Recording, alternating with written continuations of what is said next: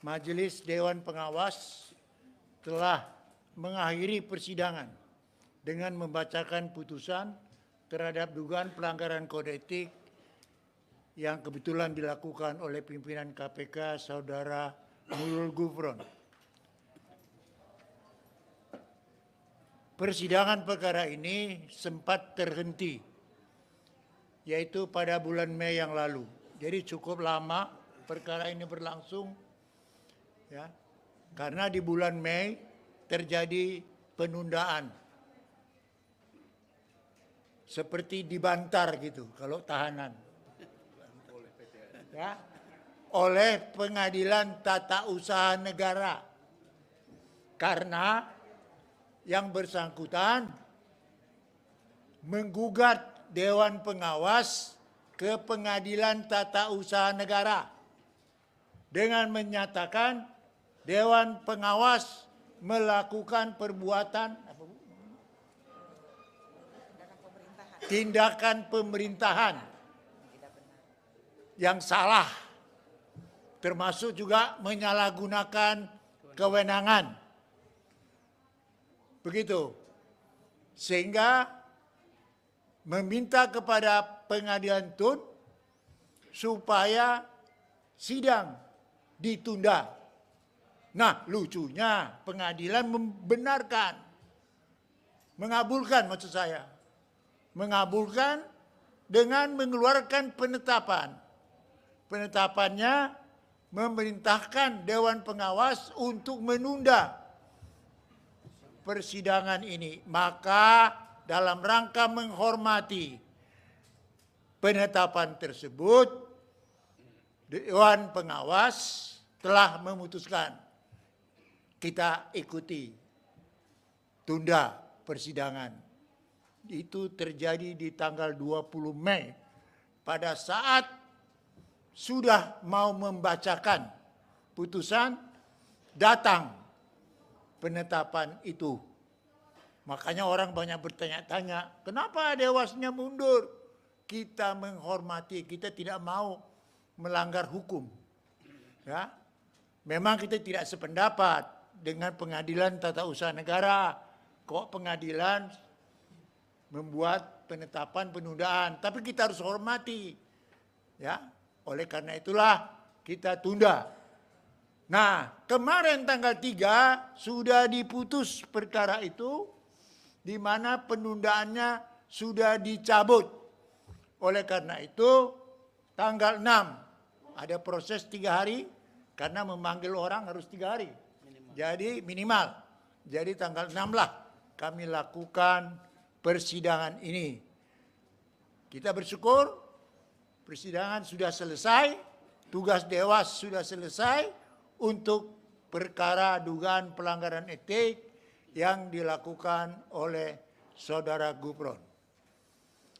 Ada juga gugatannya juga, ada satu lagi di MA, ya, di MA mengenai hak uji material, di mana dikatakan peraturan Dewas itu bertentangan dengan undang-undang. Peraturan Dewan Pengawas itu keliru, dibuat sembrono. Nah ini, seorang pimpinan KPK mengkritisi peraturan Dewan Pengawas yang dibuat oleh Dewan Pengawas KPK juga. Harusnya tidak demikian. Nah, itu juga berlangsung lama. Nah, kita sudah dapat putusannya juga yang bunyinya menolak permohonan tersebut. Ya, walaupun putusan lengkapnya belum ada, tapi sudah ada, apa namanya Bu? Sudah diumumkan dalam portal, ditolak direktori. Informasi, ya, sudah ada itu, resmi itu. Jadi peraturan Dewan Pengawas itu tidak ada yang salah, tidak ada yang keliru. Ya, termasuk ketentuan mengenai daluarsa pasal 23 yang dipersoalkan itu. Itu perlu saya jelaskan. Kenapa? Supaya jangan ada bertanya-tanya. Ya. Karena sampai sekarang juga saya khawatir ini, pegawai KPK juga insan KPK ini terpengaruh. Seolah-olah is KPK yang dimuat di dalam peraturan Dewas itu bertentangan dengan undang-undang. Ini bahaya. Tidak ada itu. Ini masalah etika. Nah, kedua gugatan itu sudah selesai. Ya, sudah diputus oleh Mahkamah Agung dan juga tunnya juga sudah diputus oleh Pengadilan Tun. Tidak tahu lagi saya apa. Ada satu lagi memang. Itu laporan tindak pidana. Dewan Pengawas dipilih-pilih juga nih saya. Apa nih? Samsudin Haris. Ibu. Ya, melakukan tindak pidana kriminal. Menyalahgunakan kewenangan. Dilaporkan ke Bareskrim. Itu sampai sekarang juga nggak jelas. Saya juga jadi bingung. Pertama, ini kan perbuatan kolektif kolegial 5 orang, kok yang dilaporkan 3. Dan apa yang disalahgunakan? Dewan Pengawas mengadili berdasarkan ketentuan undang-undang pasal 37B. Bisa dipelajari itu. Jadi kami menunggu saja. Apakah itu berlanjut atau tidak. Tapi saya pikir aparat penegak hukum juga tahu. Yang mana delik, yang mana bukan delik. Baik, tentang sanksi yang kami jatuhkan sesuai dengan pelanggaran ini terbukti. Pasal 4 ayat 2 huruf B. Ya, menyalahgunakan pengaruh untuk kepentingan pribadi. Dalam hal ini membantu seseorang supaya dimutasikan ke Jawa Timur dari Kementerian Pertanian. Anda sudah baca semua.